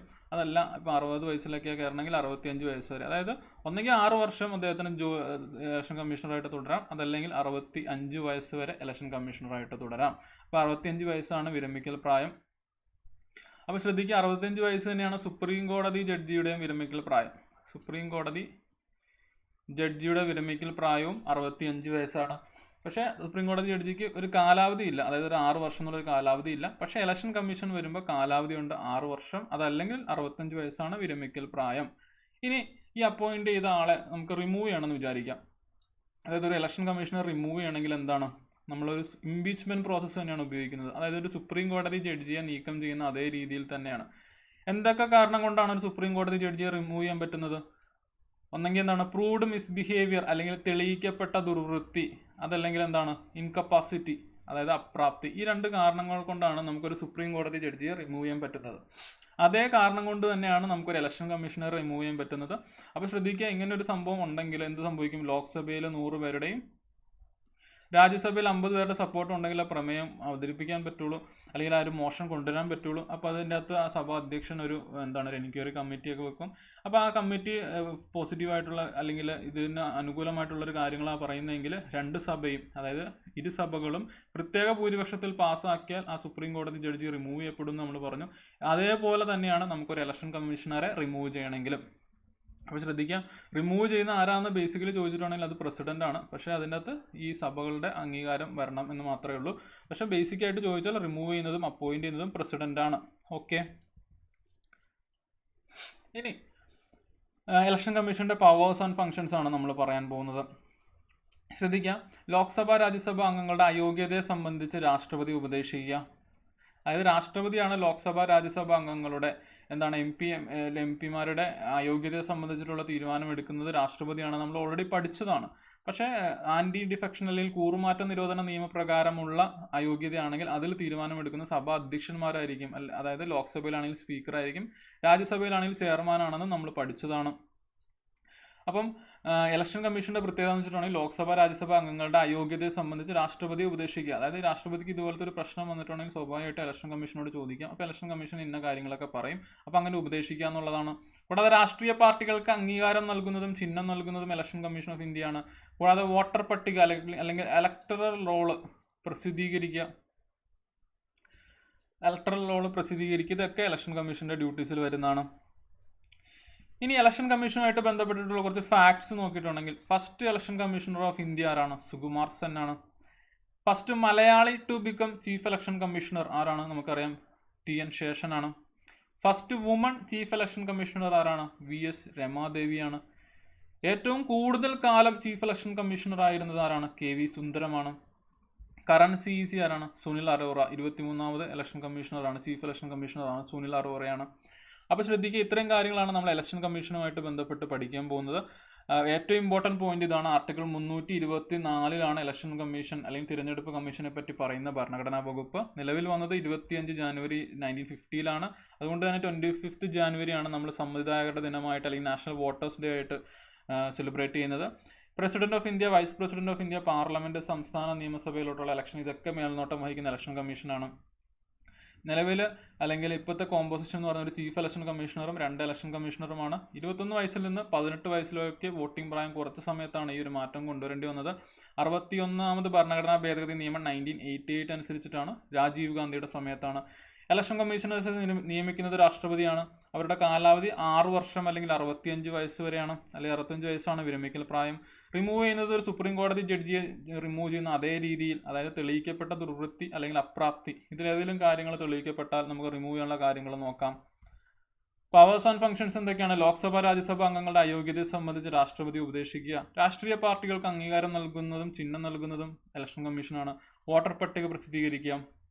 First election commissioner of India ആരാണ്? സുകുമാർ സെൻ ആണ്. ഫസ്റ്റ് മലയാളി ആരാണ്? TN Seshan to become chief election commissioner. First woman CEC VS Ramadevi. Longest serving CEC chief election commissioner KV സുന്ദരമാണ്. Current chief election commissioner Sunil Arora. നിങ്ങൾ എപ്പോഴാണ് ഈ വീഡിയോ കാണുന്നതെന്ന് അറിയില്ല, ആ സമയത്ത് അത് മാറുന്നുണ്ടോ എന്ന് ചെക്ക് ചെയ്യാം. അപ്പം അതാണ് കേന്ദ്ര ഇലക്ഷൻ കമ്മീഷൻ അല്ലെങ്കിൽ central election commission of India, central election commission അല്ലെങ്കിൽ ഇലക്ഷൻ കമ്മീഷൻ ഓഫ് ഇന്ത്യയുമായിട്ട് ബന്ധപ്പെട്ടിട്ടുള്ള കാര്യങ്ങൾ. ഇനി നമുക്കറിയാം സംസ്ഥാന ലെവലിലും അല്ലെങ്കിൽ സ്റ്റേറ്റ് ലെവലിലും ഇലക്ഷൻ കമ്മീഷൻ ഉണ്ട്, അല്ലെങ്കിൽ സംസ്ഥാന തിരഞ്ഞെടുപ്പ് കമ്മീഷനും ഉണ്ട്. അപ്പോൾ നമുക്കത് കേരള സംസ്ഥാന തിരഞ്ഞെടുപ്പ് കമ്മീഷനുമായിട്ട് ബന്ധപ്പെട്ട കുറച്ച് കാര്യങ്ങൾ നോക്കാം, കുറച്ച് കോമൺ ആയിട്ടുള്ള കാര്യങ്ങളും നോക്കാം. ഓക്കെ, സ്റ്റേറ്റ് ഇലക്ഷൻ കമ്മീഷൻ ആണെങ്കിൽ സംസ്ഥാന തിരഞ്ഞെടുപ്പ് കമ്മീഷൻ നമ്മുടെ കേരളത്തിൽ നിലവിൽ വന്നത് 3 ഡിസംബർ 1993 3 ഡിസംബർ 1993 വരുന്നത്. അപ്പോൾ ശ്രദ്ധിക്കുക, ഇവിടെ ഇത് ആർട്ടിക്കിൾ 243K ആണ്. 243Kയിൽ ആക്ച്വലി പറയുന്നത് എന്താണ് നമ്മൾ 243 എന്ന് പറഞ്ഞാൽ എന്താണ്, നമ്മൾ ലാസ്റ്റ് മൊഡ്യൂളിൽ പഠിച്ചാണ്. നമ്മുടെ എന്താണ് പഞ്ചായത്ത് മുനിസിപ്പാലിറ്റി ഒക്കെ പഠിച്ചതിൻ്റെ ഒരു ആർട്ടിക്കിൾ റേഞ്ചാണ് 243 to 243O ആണ് പഞ്ചായത്ത് നമ്മൾ പഠിച്ചു. 243P2 243ZG ആണ് മുനിസിപ്പാലിറ്റി എന്നൊക്കെ നമ്മൾ ലാസ്റ്റ് ക്ലാസ്സിൽ പഠിച്ചിരുന്നു. അപ്പോൾ മനസ്സിലാക്കുക, ഈ 243 റേഞ്ചിൽ തന്നെയാണ് ഈ ആർട്ടിക്കിൾ വരുന്നത്. അതിൻ്റെ അർത്ഥം എന്താണെന്ന് വെച്ചിട്ടുണ്ടെങ്കിൽ ഈ പറയുന്നത് നമ്മൾ എന്താ പഠിച്ചത്, പഞ്ചായത്ത് മുനിസിപ്പാലിറ്റീസിനൊക്കെ കുറിച്ചല്ല പഠിച്ചത്, അതായത് തദ്ദേശ സ്വയംഭരണ സ്ഥാപനങ്ങളാണ്. അപ്പോൾ ആ സ്ഥാപനങ്ങളിലോട്ട്, ആ തദ്ദേശ സ്വയംഭരണ സ്ഥാപനങ്ങളിലോട്ടുള്ള ഇലക്ഷൻ നടത്തുക എന്നുള്ളതാണ് സംസ്ഥാന തിരഞ്ഞെടുപ്പ് കമ്മീഷൻ്റെ ഉത്തരവാദിത്തം അല്ലെങ്കിൽ അതിൻ്റെ ഡ്യൂട്ടി. അപ്പോൾ സ്വാഭാവികമായിട്ടും അത് വരുന്ന ആർട്ടിക്കിൾ 243K ആണ്. 243Kയിലാണ് അതിനെക്കുറിച്ച് പറയുന്നത്. അപ്പോൾ അതാണ് ഞാൻ അടുത്ത പോയിന്റ് കൊടുത്തിട്ടുള്ളത്. തദ്ദേശ സ്വയംഭരണ സ്ഥാപനങ്ങളിലേക്കുള്ള തിരഞ്ഞെടുപ്പുകൾക്ക് മേൽനോട്ടം വഹിക്കുക എന്നുള്ളതാണ് സംസ്ഥാന തിരഞ്ഞെടുപ്പ് കമ്മീഷൻ്റെ ഉത്തരവാദിത്തം. ഇനി വളരെ ഇമ്പോർട്ടൻ്റ് ആയിട്ടുള്ള ഒരു പോയിന്റ് മനസ്സിലാക്കുക, സ്റ്റേറ്റ് ഇലക്ഷൻ കമ്മീഷണറെ നിയമിക്കുന്നത് ഗവർണറാണ്. ഇത് നമ്മൾ പഠിച്ചതാണ്. സ്റ്റേറ്റ് ഇലക്ഷൻ കമ്മീഷണറെ നീക്കം ചെയ്യുന്നത് രാഷ്ട്രപതിയാണ്. ഹൈക്കോടതി ജഡ്ജിയെ നീക്കം ചെയ്യുന്ന അതേ രീതിയിലാണ്, അതായത് ഇംപീച്ച്മെന്റ് പ്രോസസ്സ് തന്നെയായിരിക്കും. അപ്പോൾ മനസ്സിലാക്കുക, സ്റ്റേറ്റ് ഇലക്ഷൻ കമ്മീഷണറെ അപ്പോയിന്റ് ചെയ്യുന്നത് ഗവർണറാണ്, നീക്കം ചെയ്യുന്നത് രാഷ്ട്രപതിയാണ്. ഇനി പുറത്താക്കുന്നത് അല്ലെങ്കിൽ ഇംപീച്ച്മെന്റ് ഹൈക്കോടതി ജഡ്ജിയെ നീക്കം ചെയ്യുന്ന അതേ രീതിയിൽ തന്നെയാണ്. അപ്പോൾ മനസ്സിലാക്കുക, വളരെ ഇമ്പോർട്ടൻറ്റ് പോയിൻ്റാണ്. അപ്പോയിൻറ്റ് ചെയ്യുന്നത് പ്രസിഡൻ്റ് ആണെന്ന് വിചാരിക്കരുത്, അപ്പോയിൻറ്റ് ചെയ്യുന്നത് ഗവർണറാണ്. ഇനി അപ്പോയിൻറ്റ് ചെയ്തത് ഗവർണർ ആയതുകൊണ്ട് നീക്കം ചെയ്യുന്നത് ഗവർണറാണെന്ന് വിചാരിക്കരുത്. അതിൻ്റെ വ്യത്യാസം മനസ്സിലാക്കി പഠിക്കുക. ഈ കേസ് ഇനിയും വരുന്നുണ്ട്. അപ്പം സ്റ്റേറ്റ് ഇലക്ഷൻ കമ്മീഷണറെ നിയമിക്കുന്നത് ഗവർണറാണ്, സ്റ്റേറ്റ് ഇലക്ഷൻ കമ്മീഷണറെ നീക്കം ചെയ്യുന്നത് പ്രസിഡൻ്റാണ്. ഇനി കാലാവധി നമ്മൾ സെൻട്രൽ ഇലക്ഷൻ കമ്മീഷൻ്റെ എന്താ കണ്ടത്, 6 വർഷം അല്ലെങ്കിൽ 65 വയസ്സായിരുന്നു. പക്ഷേ ഇവർക്ക് എത്രയാണ്, 5 വർഷം അല്ലെങ്കിൽ 65 വയസ്സാണ് വിരമിക്കൽ പ്രായം. ഇനി സ്റ്റേറ്റ് ഇലക്ഷൻ കമ്മീഷനുമായിട്ടുള്ള ഒരു ഫാക്റ്റാണ് നമ്മുടെ current Kerala state election commissioner V ഭാസ്കരനാണ്. ആ ഒരു പോയിന്റും കൂടെ ഓർത്ത് വെക്കുക. അപ്പോൾ സംസ്ഥാന തെരഞ്ഞെടുപ്പ് കമ്മീഷനുമായിട്ട് ബന്ധപ്പെട്ട് ഇത്രയും കാര്യങ്ങൾ ഓർത്തിരിക്കാം. നിലവിൽ വരുന്നത് 3 ഡിസംബർ 1993 ബന്ധപ്പെട്ട ആർട്ടിക്കിൾ 243K ആണ്. അതെന്തുകൊണ്ടാണെന്നുള്ളത് പഞ്ചായത്ത് മുനിസിപ്പാലിറ്റി നമ്മൾ പഠിച്ചത് ഈ 243 റേഞ്ചിലുള്ള ആർട്ടിക്കിളുകളാണ്. 243യിൽ തന്നെയുള്ള സബ് പ്രൊവിഷൻസ് ആയിട്ടാണ് നമ്മൾ പഠിച്ചത്. അപ്പോൾ അതുകൊണ്ട് തന്നെ ഈ തദ്ദേശ സ്വയംഭരണ സ്ഥാപനങ്ങളിലോട്ടുള്ള ഇലക്ഷന് മേൽനോട്ടം വഹിക്കുക എന്നുള്ളതാണ് സംസ്ഥാന തെരഞ്ഞെടുപ്പ് കമ്മീഷൻ്റെ ഡ്യൂട്ടി. അപ്പോൾ അതുകൊണ്ട് തന്നെ 243Kയിൽ അത് വന്നിട്ടുള്ളത്. 243K of the constitution of India. ആ കെ എന്നൊന്നും ഓർത്തില്ലെങ്കിലും കുഴപ്പമില്ല, അറ്റ്ലീസ്റ്റ് 243 എന്നെങ്കിലും ഓർത്തിരിക്കാൻ ശ്രമിക്കുക. നമ്മൾ ലാസ്റ്റ് ക്ലാസ് നിങ്ങൾ കണ്ടിട്ടുണ്ടെങ്കിലും മനസ്സിലാവും, നമ്മൾ പഞ്ചായത്ത് മുനിസിപ്പാലിറ്റി തുടങ്ങിയ തദ്ദേശ സ്വയംഭരണ സ്ഥാപനങ്ങളെക്കുറിച്ച് പഠിച്ച ആർട്ടിക്കിൾ ഈ റേഞ്ച് തന്നെയാണ്, 243 റേഞ്ചിലാണ് പഠിച്ചത്. കൂടാതെ സംസ്ഥാന ഇലക്ഷൻ കമ്മീഷണറെ നിയമിക്കുന്നത് ഗവർണറാണ്. ഇനി ഒരു സാഹചര്യത്തിൽ നീക്കം ചെയ്യണമെങ്കിൽ അത് ചെയ്യുന്നത് രാഷ്ട്രപതിയാണ്. ഹൈക്കോടതി ജഡ്ജിയെ നീക്കം ചെയ്യുന്ന അതേ രീതിയിൽ തന്നെയായിരിക്കും. കാലാവധി 5 വർഷം അല്ലെങ്കിൽ 65 വയസ്സാണ് വിരമിക്കൽ പ്രായം. ഒന്നെങ്കിൽ 5 വർഷം വരെ അദ്ദേഹത്തിന് ഡ്യൂട്ടി ചെയ്യാം, അതല്ലെങ്കിൽ അതിന് മുമ്പ് അദ്ദേഹത്തിന് 65 വയസ്സാവുകയാണെങ്കിൽ ആ 65 വയസ്സാകുമ്പോൾ തന്നെ വിരമിക്കേണ്ടതായിട്ട് വരും. അപ്പം ശ്രദ്ധിക്കുക, 6 വയസ്സും അല്ലെങ്കിൽ 65 വയസ്സുമാണ് സെൻട്രൽ ഇലക്ഷൻ കമ്മീഷൻ്റെ വിരമിക്കൽ പ്രായം. അടുത്ത Kerala state election commissioner current V ഭാസ്കരനാണ്. ഇനി നിങ്ങൾ വീഡിയോ കാണുന്ന സമയത്ത് വീണ്ടും ക്രോസ് ചെക്ക് ചെയ്യാം. ഓക്കെ, അപ്പോൾ നമ്മൾ സെൻട്രൽ ഇലക്ഷൻ കമ്മീഷനും കണ്ടു, സ്റ്റേറ്റ് ഇലക്ഷൻ കമ്മീഷനും കണ്ടു. അപ്പോൾ ശ്രദ്ധിക്കുക, അത് ഭരണഘടനാ ബോഡീസിൽ നമ്മൾ ആദ്യമായിട്ട് പഠിക്കുന്നത് അതിനെക്കുറിച്ചായിരുന്നു. ഇനി നമ്മൾ രണ്ടാമത് അല്ലെങ്കിൽ മൂന്നാമത് എന്നുള്ള രീതിയിൽ വേണമെങ്കിൽ നമുക്ക് നോക്കാം. മൂന്നാമതായിട്ട് പഠിക്കാൻ പോകുന്നത് യൂണിയൻ പബ്ലിക് സർവീസ് കമ്മീഷനെ കുറിച്ചിട്ടാണ്. യൂണിയൻ പബ്ലിക് സർവീസ് കമ്മീഷനെ കുറിച്ചിട്ടാണ്. ശ്രദ്ധിക്കുക, ആർട്ടിക്കിൾ റേഞ്ച് 315 മുതൽ 323 വരെയാണ്. 315 മുതൽ 323 വരെയാണ്. 324 മുതൽ 329 വരെയായിരുന്നു ഇലക്ഷൻ കമ്മീഷനുമായിട്ട് ബന്ധപ്പെട്ട ആർട്ടിക്കിൾ, ഇലക്ഷൻ കമ്മീഷൻ ഓഫ് ഇന്ത്യയുമായിട്ട് ബന്ധപ്പെട്ട ആർട്ടിക്കിൾ. അപ്പോൾ ശ്രദ്ധിക്കുക, ഈ 315 മുതൽ 323 തന്നെയാണ് യൂണിയൻ പബ്ലിക് സർവീസ് കമ്മീഷനെ കുറിച്ച് പറയുന്നതും സ്റ്റേറ്റ് പബ്ലിക് സർവീസ് കമ്മീഷനെ കുറിച്ച് പറയുന്നതും. നമുക്കറിയാം, നമ്മുടെ സംസ്ഥാനത്താണെങ്കിൽ കേരള PSC ഉണ്ട്, വേറെ ഇപ്പോൾ തമിഴ്നാട് PSC, അങ്ങനെ ഓരോ സ്റ്റേറ്റിനും അവരുടേതായ പബ്ലിക് സർവീസ് കമ്മീഷനുണ്ട്. അപ്പം ഈ യൂണിയൻ പബ്ലിക് സർവീസ് കമ്മീഷനെ കുറിച്ച് പറയുന്നതും സ്റ്റേറ്റ് പബ്ലിക് സർവീസ് കമ്മീഷനെ കുറിച്ച് പറയുന്നതും ഈ ആർട്ടിക്കിൾ റേഞ്ചിൽ തന്നെയാണ്. ഭരണഘടനയുടെ ഭാഗം 14 ആർട്ടിക്കിൾ 315 മുതൽ 323 വരെയുള്ള ആർട്ടിക്കിളുകളാണ്. ഓക്കെ, അപ്പോൾ അത് ക്ലിയർ ആയെന്ന് വിചാരിക്കുന്നു. അപ്പം എന്താണ് യു പി എസ് സിക്ക് നമുക്കറിയാം, എല്ലാവരും സിവിൽ സർവീസ് എക്സാം എഴുതുന്ന അല്ലെങ്കിൽ ഒന്ന് എഴുതണം എന്ന് ആഗ്രഹിക്കുന്ന ആളുകളാണ്. പ്രത്യേകിച്ച് നമ്മളിങ്ങനെ കോമ്പറ്റേറ്റീവ് എക്സാമിന് പഠിക്കുമ്പോൾ നമ്മുടെ ചിലപ്പോൾ അൾട്ടിമേറ്റ് എയിം ഒരു UPSC ഒക്കെ ആയിരിക്കാം. ചിലരൊക്കെ ആണെങ്കിൽ ജോലിക്ക് കയറിയിട്ടൊക്കെ ആണെങ്കിലും സിവിൽ സർവീസ് എഴുതാറുണ്ട്. അപ്പോൾ മനസ്സിലാക്കുക, സെൻട്രൽ റിക്രൂട്ടിംഗ് ഏജൻസി ഇൻ ഇന്ത്യയാണ് UPSC എന്നുള്ളത്. നമുക്കറിയാം ഓൾ ഇന്ത്യ സർവീസുകളിലോട്ടുള്ള റിക്രൂട്ട്മെൻറ്റ് നടത്തുന്നത് UPSC ആണ്. അതായത് സിവിൽ സർവീസ് എക്സാം വഴിയാണ് ഓൾ ഇന്ത്യ സർവീസുകളിലോട്ടുള്ള റിക്രൂട്ട്മെൻറ്റ് നടത്തുന്നത്. അപ്പോൾ UPSCയുടെ മെയിൻ ഉദ്ദേശം എന്താണ്, അല്ലെങ്കിൽ മെയിൻ പർപ്പസ് എന്താണ്? സെൻട്രൽ റിക്രൂട്ടിംഗ് ഏജൻസിയാണ്. ശ്രദ്ധിക്കുക, ഇപ്പോൾ UPSC വഴി നിങ്ങൾ തിരഞ്ഞെടുക്കുകയാണെങ്കിൽ അല്ലെങ്കിൽ ആ ഒരു എക്സാം ക്ലിയർ ആയിട്ട് നിങ്ങൾ തിരഞ്ഞെടുക്കുകയാണെങ്കിൽ അവിടെ തീരും UPSC നിങ്ങളുമായിട്ടുള്ള ബന്ധം. പിന്നെ നിങ്ങളുടെ കാര്യങ്ങളൊക്കെ നോക്കുന്നത് DOPT ആയിരിക്കും, അതായത് department of personal and training എന്നുള്ള കേന്ദ്ര സർക്കാർ ഡിപ്പാർട്ട്മെൻ്റ് ആയിരിക്കും നോക്കുന്നത്. അതായത് ഒരു പ്യുവർലി റിക്രൂട്ടിംഗ് ഏജൻസി മാത്രമാണ്. അതിനുശേഷം നിങ്ങളുള്ള അപ്പോയിൻമെൻറ്റും കാര്യങ്ങളൊക്കെ വരുന്നത് ഇവരുടെ കീഴിലായിരിക്കും. അതുകൊണ്ടാണ് central recruiting agency in India എന്ന് പറയുന്നത്. കൂടാതെ മെറിറ്റ് സംവിധാനത്തിൻ്റെ കാവൽക്കാരൻ എന്നറിയപ്പെടുന്നതും UPSC ആണ്. നമുക്കറിയാം, നമുക്ക് വളരെ എന്താണ് ജെന്യൂൻ ആയിട്ടുള്ള രീതിയിൽ നമ്മുടെ യോഗ്യത അനുസരിച്ച് അല്ലെങ്കിൽ നമുക്ക് അതിനുള്ള ക്രെഡിബിലിറ്റി അല്ലെങ്കിൽ അതിനുള്ള കമ്പോഷർ ഉണ്ടെങ്കിൽ മാത്രമേ നമുക്ക് UPSC എക്സാംസ് ക്ലിയർ ചെയ്യാൻ പറ്റുള്ളൂ. അതുകൊണ്ട് തന്നെ ഒരു മെറിറ്റ് സംവിധാനത്തിലൂടെയാണ് നമുക്കൊരു ഓൾ ഇന്ത്യ സർവീസിലോട്ട് കയറാൻ കഴിയുള്ളൂ, അല്ലെങ്കിൽ സെൻട്രൽ സർവീസുകളിലോട്ട് കയറാൻ കഴിയുള്ളൂ. അപ്പം UPSC സെൻട്രൽ റിക്രൂട്ടിംഗ് ഏജൻസിയാണ്, കൂടാതെ മെറിറ്റ് സംവിധാനത്തിൻ്റെ കാവൽക്കാരനാണ്. അപ്പോൾ UPSC വരാൻ കാരണമായിട്ടുള്ള ഒരു കമ്മിറ്റി ഉണ്ട്, അല്ലെങ്കിൽ ഒരു റെക്കമെൻഡേഷൻ ഉണ്ട്. ലോഡ്ലി റെക്കമെൻഡേഷൻ പ്രകാരം 1924 ആ റെക്കമെൻഡേഷൻ വരുന്നത്. അങ്ങനെ 1 ഒക്ടോബർ 1926 UPSC സ്ഥാപിക്കപ്പെടുന്നത്. അപ്പോൾ വളരെ ഇമ്പോർട്ടൻ്റ് ആണ്. യൂണിയൻ പബ്ലിക് സർവീസ് കമ്മീഷനെ കുറിച്ചിട്ടാണെങ്കിലും സ്റ്റേറ്റ് പബ്ലിക് സർവീസ് കമ്മീഷനെ കുറിച്ചിട്ടാണെങ്കിലും പറയുന്നത് ആർട്ടിക്കിൾ 315 മുതൽ 323 വരെയുള്ള ആർട്ടിക്കിളുകളാണ്. ഭരണഘടനയുടെ ഭാഗം 14 വളരെ ഇമ്പോർട്ടൻ്റ് ആണ്. കൂടാതെ സെൻട്രൽ റിക്രൂട്ടിംഗ് ഏജൻസിയാണ്, മെറിറ്റ് സംവിധാനത്തിൻ്റെ കാവൽക്കാരനാണ്. ലോഡ്ലി റെക്കമെൻഡേഷൻ പ്രകാരമാണ് UPSC വരുന്നത്. ലോഡ്ലി റെക്കമെൻഡേഷൻ ഉണ്ടാകുന്നത് 1924 അങ്ങനെ 1 ഒക്ടോബർ 1926 UPSC സ്ഥാപിതമാകുന്നത്. ഇനി UPSCയുടെ കോമ്പോസിഷൻ നോക്കിയിട്ടുണ്ടെങ്കിൽ നമ്മളിപ്പോൾ ഇലക്ഷൻ കമ്മീഷണേഴ്സ് നോക്കിയപ്പം ഒരു CEC + 2EC ആയിരുന്നു. എന്നാൽ UPSCയിലോട്ട് വരുമ്പോൾ ഒരു ചെയർമാനും ഉണ്ടാവും, കുറച്ച് മെമ്പേഴ്സ് ഉണ്ടാവും. അപ്പോൾ അതിൻ്റെ സ്ട്രെങ്ത് ഒന്നും ആക്ച്വലി പറയുന്നില്ല. യൂഷ്വലി ഒരു 9 തൊട്ട് 11 വരെ മെമ്പേഴ്സ് ഉണ്ടാവും എന്നാണ് പറയുന്നത്, ഇൻക്ലൂഡിങ് ചെയർമാൻ. അപ്പോൾ അത്ര ഇമ്പോർട്ടൻ്റ് അല്ല, ഞാൻ ജസ്റ്റ് നിങ്ങൾക്ക് മനസ്സിലാകാൻ വേണ്ടിയിട്ട് ഇട്ടിട്ടുണ്ടെന്ന് മാത്രമേ ഉള്ളൂ. അതുകൊണ്ട് തന്നെ ഒരു ക്ലാരിറ്റി ഇല്ലാത്തൊരു കാര്യമായതുകൊണ്ട് തന്നെ നമുക്കൊരു ചോദ്യം എക്സ്പെക്ട് ചെയ്യേണ്ട. ഇനി അപ്പോയിൻറ്റ് ചെയ്യുന്നതും റിമൂവ് ചെയ്യുന്നതും ആരാണ്? രാഷ്ട്രപതിയാണ്. ഇനി ഏതെങ്കിലും UPSC മെമ്പറിന് റെസിഗ്നേഷൻ അല്ലെങ്കിൽ രാജിവെക്കണമെങ്കിൽ അത് കൊടുക്കുന്നതും രാഷ്ട്രപതിക്കാണ്. ഇനി യോഗ്യതയായിട്ട് പറയുന്നത് അങ്ങനെ പ്രത്യേക ഒരു യോഗ്യത ഒന്നും പറയുന്നില്ല. നോർമലി എന്താണ്, ഈ സെൻട്രൽ സർവീസ് അല്ലെങ്കിൽ ഓൾ ഇന്ത്യ സർവീസിൽ ഉള്ള ആളുകളിൽ സീനിയർ ആയിട്ടുള്ള ആളുകളായിരിക്കും. പക്ഷേ ഒരു യോഗ്യതയായിട്ട് പറയുന്നത് ഇതാണ്: മൊത്തം അംഗസംഖ്യയുടെ പകുതി പേർ കേന്ദ്ര സംസ്ഥാന ഗവൺമെൻറ്റുകൾക്ക്, അതായത് ഏതെങ്കിലും കേന്ദ്രത്തിൻ്റെയോ അല്ലെങ്കിൽ സംസ്ഥാനത്തിൻ്റെയോ ഗവൺമെൻറ്റിൻ്റെ കീഴിൽ 10 വർഷം ഉദ്യോഗം വഹിച്ചവരായിരിക്കണമെന്ന് ഭരണഘടന പറയുന്നു. അപ്പോൾ ഇതാണ് ഭരണഘടന ആകെ പറയുന്ന യോഗ്യത. അതായത് ഇപ്പോൾ 10 അംഗങ്ങളാണ് UPSCയിൽ ഉണ്ടെങ്കിൽ അതിൽ 5 പേരെങ്കിലും എന്താണ്, കേന്ദ്ര ഗവൺമെൻറ്റിൻ്റെയോ സംസ്ഥാന ഗവൺമെൻറ്റിൻ്റെയോ കീഴിൽ 10 വർഷം ഉദ്യോഗം വഹിച്ചവരായിരിക്കണമെന്ന് ഭരണഘടന പറയുന്നുണ്ട്. അപ്പോൾ അതാണ് ഒരു യോഗ്യതയായിട്ട് പറയുന്നത്. ഇനി കാലാവധി, UPSC മെമ്പറായിട്ട് തിരഞ്ഞെടുക്കപ്പെടുന്ന ആളുടെ കാലാവധി എത്രയാണ്? നമ്മുടെ ഇലക്ഷൻ കമ്മീഷൻ ഓഫ് ഇന്ത്യയുടെ അതേ കാലാവധി തന്നെയാണ്. 6 വർഷം അല്ലെങ്കിൽ 65 വയസ്സാണ്. 6 ഇയേഴ്സ് അല്ലെങ്കിൽ 65 വയസ്സാണ് വിരമിക്കൽ പ്രായം. ഓക്കെ, കൂടാതെ ശ്രദ്ധിക്കുക, വിരമിച്ചതിന് ശേഷം UPSC ചെയർമാന് കേന്ദ്ര സംസ്ഥാന ഗവൺമെൻറ്റുകൾക്ക് കീഴിൽ ഒരു ഉദ്യോഗം വഹിക്കാൻ കഴിയില്ല. കൂടാതെ ചെയർമാനും മെമ്പേഴ്സിനെ വീണ്ടും റീഅപ്പോയിൻറ്റ് ചെയ്യാനും പറ്റില്ല.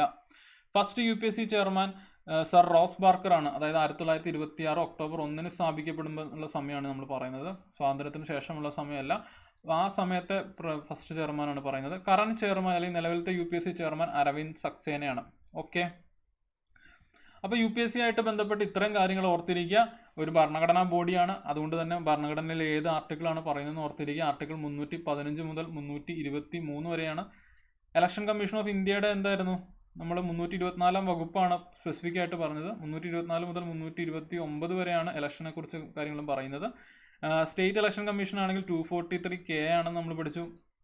യു പി എസ് സിയിലോട്ട് വരുമ്പോൾ ഭരണഘടനയുടെ ഭാഗം 14 ആർട്ടിക്കിൾ 315 മുതൽ 323 വരെയാണ്. ഇതിൽ തന്നെയാണ് സ്റ്റേറ്റ് പി എസ് സി സിനെ കുറിച്ചും പറയുന്നത്. സെൻട്രൽ റിക്രൂട്ടിംഗ് ഏജൻസിയാണ് U P S C. Merit സംവിധാനത്തിന്റെ കാവൽക്കാരൻ. ലോർഡ്ലി റെക്കമെൻഡേഷൻ പ്രകാരമാണ് യു പി എസ് സി നിലവിൽ വരുന്നത് 1 ഒക്ടോബർ 1926. കൂടാതെ യു പി എസ് സി മെമ്പേഴ്സിൻ്റെ കാര്യം ഞാൻ ഇവിടെ ഇത് ഡിസ്കസ് ചെയ്തിട്ടുണ്ട്. ജസ്റ്റ് നിങ്ങളൊന്ന് വായിച്ചു നോക്കിയാൽ മതി, അത്ര ഇമ്പോർട്ടൻ്റ് അല്ല. സ്റ്റിൽ ഒരു മെമ്പേഴ്സിൻ്റെ ഒരു നമ്പേഴ്സ് ഞാൻ ജസ്റ്റ് ഒന്ന് പറഞ്ഞിട്ടുണ്ടെന്ന് മാത്രമേ ഉള്ളൂ. അപ്പോയിൻറ്റ് ചെയ്ത് നിയമിക്കുന്നതും നീക്കം ചെയ്യുന്നതും രാഷ്ട്രപതിയാണ്. ഇനി അവർക്ക് റിസൈൻ ചെയ്ത് പോകണമെങ്കിൽ റിസിഗ്നേഷൻ കൊടുക്കുന്നതും രാഷ്ട്രപതിക്കാണ്. ഇനി മൊത്തം അംഗസംഖ്യയുടെ പകുതി പേർ കേന്ദ്ര ഗവൺമെൻറ്റിൻ്റെയോ സംസ്ഥാന ഗവൺമെൻറ്റിൻ്റെയോ കീഴിൽ 10 വർഷം ഉദ്യോഗം വഹിച്ചവരായിരിക്കണമെന്ന് ഭരണഘടന പറയുന്നുണ്ട് യോഗ്യതയായിട്ട്. അപ്പോൾ അങ്ങനെ അപ്പോയിൻറ്റ് ചെയ്തിട്ടുണ്ടെങ്കിൽ കാലാവധി 6 വർഷം വരെ സേവനം അനുഷ്ഠിക്കാം. അതല്ലെങ്കിൽ 65 വയസ്സാണ് അവരുടെ വിരമിക്കൽ പ്രായം. അപ്പോൾ 6 വർഷത്തിന് മുമ്പ് വിരമിക്കൽ പ്രായം എത്തിയാൽ അവർക്ക് വിരമിച്ചു പോകേണ്ടതായിട്ട് വരും. ഓക്കെ, വിരമിച്ചതിന് ശേഷം യു പി എസ് സി ചെയർമാന് കേന്ദ്ര സംസ്ഥാന ഗവൺമെൻറ് കീഴിൽ ഒരു ഉദ്യോഗം വഹിക്കാൻ കഴിയില്ല. Okay, chairman and members not eligible for re appointment. Current chairman Aravind സക്സേനയാണ്. ശ്രദ്ധിക്കുക, വീഡിയോ കാണുമ്പോൾ വേണമെങ്കിൽ ഇത് മാറാം. അരവിന്ദ് സക്സേനയാണ് നിലവിലത്തെ chairman. First chairman sir Ross Barker ആണ്. 1926 to 32 ആണ്. ഓക്കെ, ഇപ്പോൾ നമ്മൾ യു പി എസ് സി കണ്ടു. ഇനി വരാൻ പോകുന്നതാണ് സ്റ്റേറ്റ് പബ്ലിക് സർവീസ് കമ്മീഷൻ. നമ്മൾ സ്പെസിഫിക് ആയിട്ട് കേരള പി എസ് സി നമുക്ക് എടുക്കാം. എന്നാൽ സ്റ്റേറ്റ് പബ്ലിക് സർവീസ് കമ്മീഷനെ കുറിച്ച് കോമൺ ആയിട്ട് പറയുന്നത് യു പി എസ് സിയെ കുറിച്ച് പറയുന്ന അതേ ഭാഗത്ത് തന്നെയാണ്, അല്ലെങ്കിൽ അതേ ആർട്ടിക്കിൾ റേഞ്ച് തന്നെയാണ്. ഞാൻ പറഞ്ഞു ആർട്ടിക്കിൾ 315 മുതൽ 323 വരെയാണ്. പാർട്ട് 14 തന്നെയാണ്. ചെയർമാനുണ്ട്, അതർ മെമ്പേഴ്സ് ഉണ്ട്. അപ്പോയിൻമെന്റ് ശ്രദ്ധിക്കുക, നിയമിക്കുന്നത് ഗവർണറാണ്, നീക്കം ചെയ്യുന്നത് രാഷ്ട്രപതിയാണ്. ഇമ്പോർട്ടൻ്റ് ആണ്. നമ്മൾ ഇതേ കാര്യം നേരത്തെ എവിടെ പഠിച്ചത്? സ്റ്റേറ്റ് ഇലക്ഷൻ കമ്മീഷണേഴ്സിൻ്റെ കാര്യത്തിലാണ് പഠിച്ചത്. അപ്പോയിൻറ്റ് ചെയ്യുന്നത് ഗവർണറാണ്, നീക്കം ചെയ്യുന്നത് രാഷ്ട്രപതിയാണ്. അപ്പോൾ വ്യത്യാസം മനസ്സിലാക്കുക കേട്ടോ. ഈ കാര്യങ്ങളിൽ ഈ ഒരു അപ്പോയിൻമെൻറ്റും റിമൂവലും നമ്മൾ ബാക്കി ഇപ്പോൾ യു പി എസ് സി പഠിക്കുമ്പോഴും അല്ലെങ്കിൽ ഇലക്ഷൻ കമ്മീഷൻ ഓഫ് ഇന്ത്യ പഠിക്കുമ്പോഴും അപ്പോയിൻമെൻറ്റും റിമൂവലൊക്കെ ഗവർണർ പ്രസിഡന്റ് തന്നെയാണ്. എന്നാൽ ഈ ഒരു സ്റ്റേറ്റുമായിട്ട് റിലേറ്റഡ് ആയിട്ടുള്ള കാര്യങ്ങൾ വരുമ്പം, അല്ലെങ്കിൽ ഇപ്പോൾ നമ്മൾ പഠിച്ചതിൽ സ്റ്റേറ്റ് ഇലക്ഷൻ കമ്മീഷണറെയും കൂടാതെ സ്റ്റേറ്റ് പി എസ് സി ചെയർമാനെ മെമ്പേഴ്സിനെയും ഒക്കെ അപ്പോയിൻറ്റ് ചെയ്യുന്നത് ഗവർണറാണ്. പക്ഷേ ഇവരെ റിമൂവ് ചെയ്യുന്നത് രാഷ്ട്രപതിയാണ്. യോഗ്യത same as you P S C ആണ്. നമ്മൾ പറഞ്ഞു എന്താണ്, ആകെ അംഗങ്ങളിൽ പകുതി പേരെങ്കിലും കേന്ദ്ര സംസ്ഥാന ഗവൺമെൻറ്റുകൾക്ക് കീഴിൽ 10 വർഷമെങ്കിലും ജോലി ചെയ്തിട്ടുള്ളവരായിരിക്കണം എന്ന് നമ്മൾ കണ്ടു. അപ്പോൾ അതേ യോഗ്യത തന്നെയാണ്. പക്ഷേ കാലാവധിയിൽ ചെറിയൊരു വ്യത്യാസമുണ്ട്.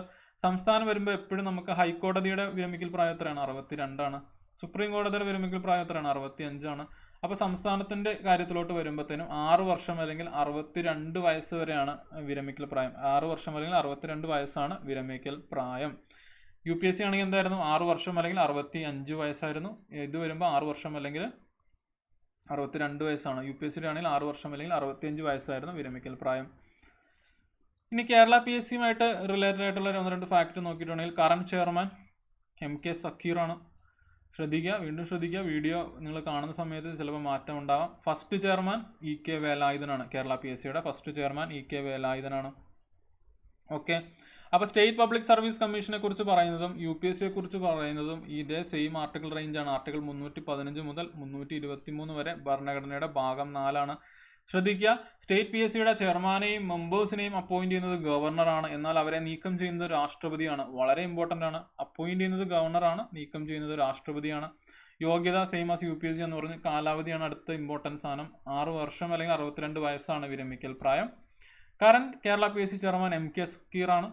ഫസ്റ്റ് ചെയർമാൻ EK വേലായുധനാണ്. ഓക്കെ, അപ്പോൾ ആ കാര്യങ്ങൾ ക്ലിയർ ആയെന്ന് വിചാരിക്കുന്നു.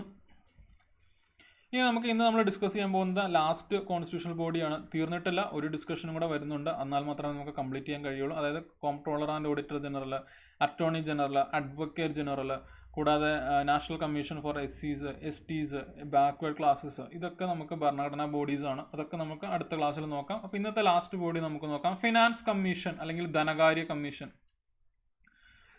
എന്താണ് ധനകാര്യ കമ്മീഷനെ കുറിച്ച് പറയുന്ന വകുപ്പ്? ആർട്ടിക്കിൾ 280. അത് തന്നെയാണ് ഏറ്റവും ഇമ്പോർട്ടൻറ്റ് പോയിന്റ്. ധനകാര്യ കമ്മീഷനെ കുറിച്ച് പറയുന്ന ആർട്ടിക്കിൾ 280 ആണ്.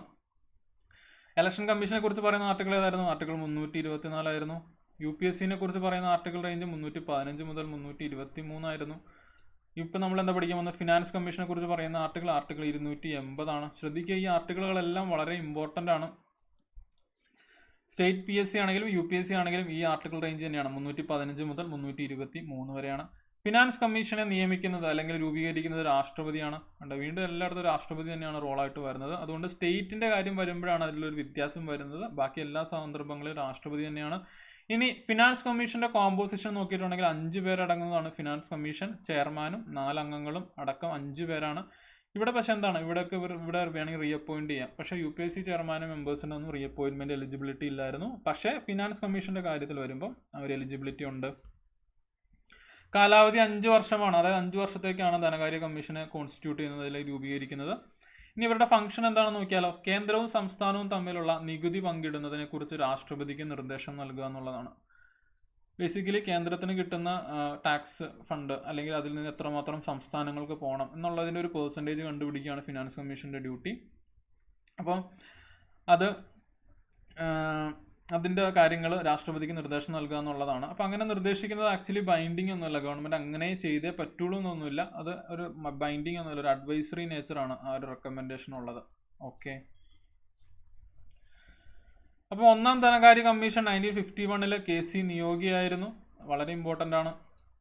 14th ഫിനാൻസ് കമ്മീഷൻ YV റെഡ്ഡിയാണ്. 15th ഫിനാൻസ് കമ്മീഷൻ NK സിംഗിൻ്റെ കമ്മീഷനാണ്. കൂടാതെ കേന്ദ്ര ധനകാര്യ കമ്മീഷനിൽ അംഗമായ ആദ്യ മലയാളി VP മേനനാണ്.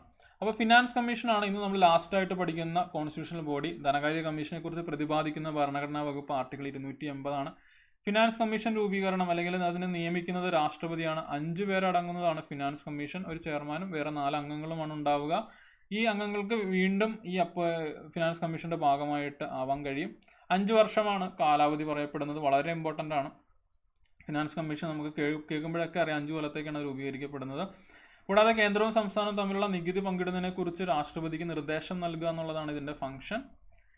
ഓക്കെ. കൂടാതെ ഇങ്ങനെ നൽകുന്ന നിർദ്ദേശങ്ങൾ അഡ്വൈസറി ആണ്, അതല്ലെങ്കിൽ ഗവൺമെൻറ്റിൻ്റെ മേൽ ബൈൻഡിങ് ഒന്നുമല്ല. കൂടാതെ ഒന്നാം ധനകാര്യ കമ്മീഷൻ 1951 KC നിയോഗിയായിരുന്നു ചെയർമാൻ. 14th ഫിനാൻസ് കമ്മീഷൻ്റെ ചെയർമാൻ YV റെഡ്ഡിയാണ്. 15th ഫിനാൻസ് കമ്മീഷൻ്റെ ചെയർമാൻ NK സിംഗ് ആണ്. കേന്ദ്ര ധനകാര്യ കമ്മീഷനിൽ അംഗമായ ആദ്യ മലയാളി VP മേനനാണ്. അതായത് KC നിയോഗിയായിരുന്ന സമയത്ത് തന്നെയായിരുന്നു അതിൻ്റെ അംഗം VP മേനൻ. പക്ഷേ VP മേനൻ പിന്നീട് രാജിവെച്ച് പോവുകയൊക്കെ ഉണ്ടായി. അപ്പോൾ എന്തായാലും അംഗമായതുകൊണ്ട് കേന്ദ്ര ധനകാര്യ കമ്മീഷനിൽ അംഗമായ ആദ്യ മലയാളി VP മേനനാണ്. ഓക്കെ. അപ്പോൾ ഇത്രയും കാര്യങ്ങളാണ് കോൺസ്റ്റിറ്റ്യൂഷണൽ ബോഡീസ് റിലേറ്റഡ് ആയിട്ട് ഇന്ന് ഡിസ്കസ് ചെയ്യാനുള്ളത്. ഇതിൻ്റെ ഒരു സെഷനും കൂടെ നമുക്ക് കാണാം. ഇപ്പോൾ ജസ്റ്റ് നമുക്ക് ലാസ്റ്റത്തെ ക്ലാസ്സിൻ്റെ ഒരു റീക്യാപ്പ് എടുത്തിട്ട് നിർത്താം. ഓക്കെ. ലാസ്റ്റ് ക്ലാസ്സിൽ നമ്മൾ പഠിച്ചത് പഞ്ചായത്ത് രാജിന് ഭരണഘടനാ റെക്കഗ്നീഷനും കിട്ടിയ 73ാമത് ഭരണഘടനാ ഭേദഗതി നിയമം 1992 അനുസരിച്ച് എന്തൊക്കെ കാര്യങ്ങളിൽ അല്ലെങ്കിൽ എന്തൊക്കെ ഫീച്ചേഴ്സ് ഉണ്ടായി എന്നുള്ള കാര്യമാണ് പഠിച്ചത്.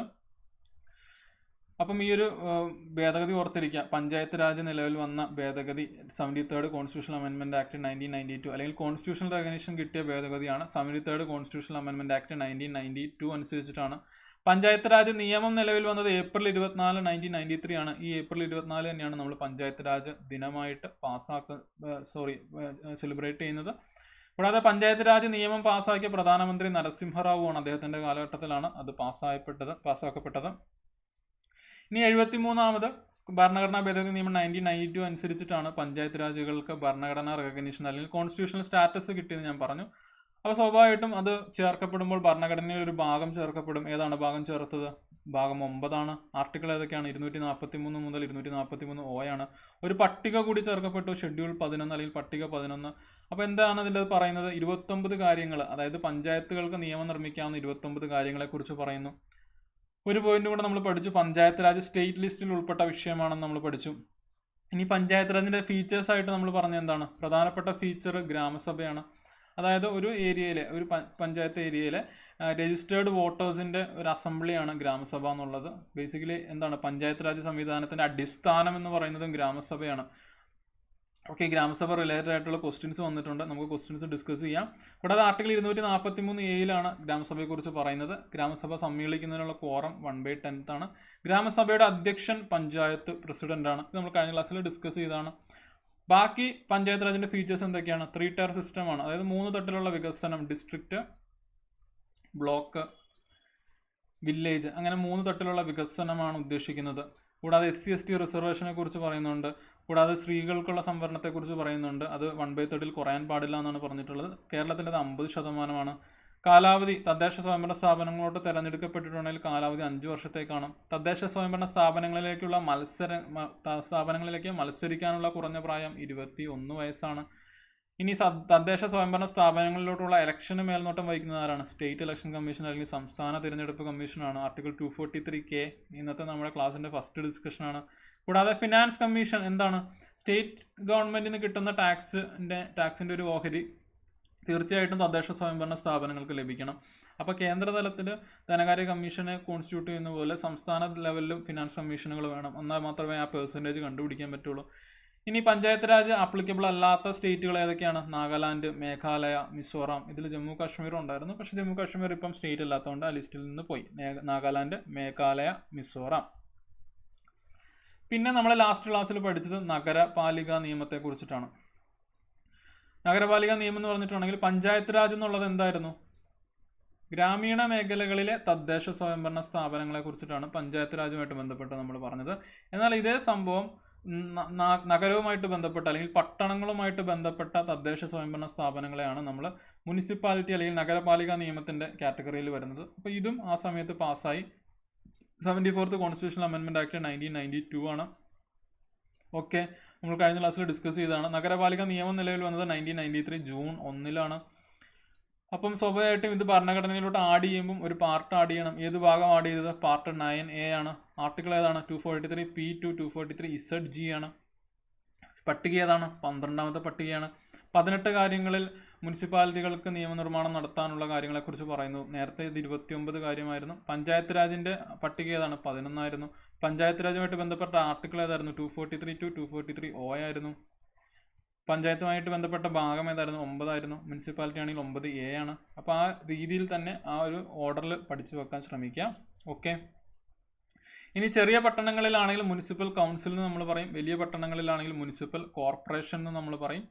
ഫസ്റ്റ് മുനിസിപ്പൽ കോർപ്പറേഷൻ 1688 മദ്രാസിലാണ് വന്നത്, അല്ലെങ്കിൽ മദ്രാസ് ആയിരുന്നു.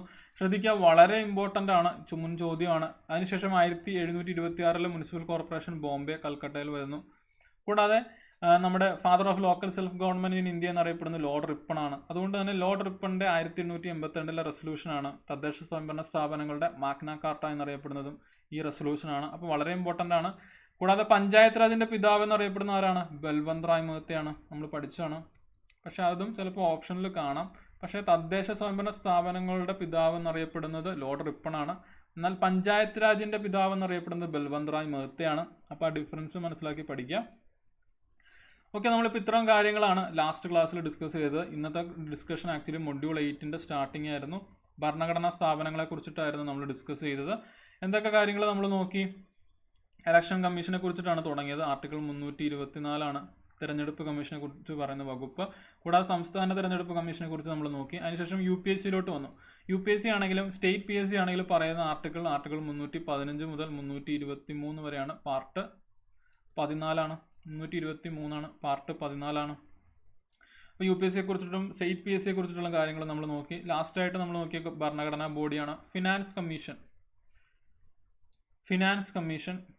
ആർട്ടിക്കിൾ 280 ആയിരുന്നു, അത് നമ്മൾ പഠിച്ചു. അപ്പോൾ ശ്രദ്ധിക്കുക, ഇന്ന് നമ്മൾ ഈ 5 ഭരണഘടനാ സംവിധാനങ്ങളാണ് നോക്കിയത്. ഇനി ബാക്കിയുള്ളത് നമുക്ക് അടുത്ത ക്ലാസ്സിൽ നോക്കാം. ഓക്കെ, അപ്പോൾ അവസാനമായിട്ട് ലെറ്റ്സ് ക്രാക്ക് കേരള എക്സാംസ് എന്നുള്ള യൂട്യൂബ് ചാനൽ നിങ്ങൾ സബ്സ്ക്രൈബ് ചെയ്യാൻ ശ്രമിക്കുക. കൂടാതെ ഞാൻ ആദ്യം പറഞ്ഞ പോലെ കേരള PSCയുടെ പ്ലസ് സബ്സ്ക്രിപ്ഷൻ എടുക്കുകയാണെങ്കിൽ ആഷിക് എന്നുള്ള കോഡ് യൂസ് ചെയ്യുകയാണെങ്കിൽ നിങ്ങൾക്ക് 10% ഓഫ് ലഭിക്കുന്നതാണ്. കൂടാതെ ഇതാണ് എൻ്റെ ടെലഗ്രാം ചാനലിൻ്റെ ലിങ്ക്. ഈ ലിങ്കിൽ നിങ്ങൾ ജോയിൻ ചെയ്യുകയാണെങ്കിൽ ക്ലാസ്സുകൾ ഷെഡ്യൂൾ ചെയ്യുന്ന സമയം ഒക്കെ നമുക്ക് അറിയാൻ പറ്റും ആപ്പിൽ അല്ലെങ്കിൽ വെബ്സൈറ്റിൽ. അപ്പോൾ അത്രയേ ഉള്ളൂ. നമുക്ക് വീണ്ടും ഇതിൻ്റെ കണ്ടിന്യൂഷൻ സെഷനായിട്ട് വീണ്ടും കാണാം. ഓക്കെ, അപ്പോൾ താങ്ക് യു.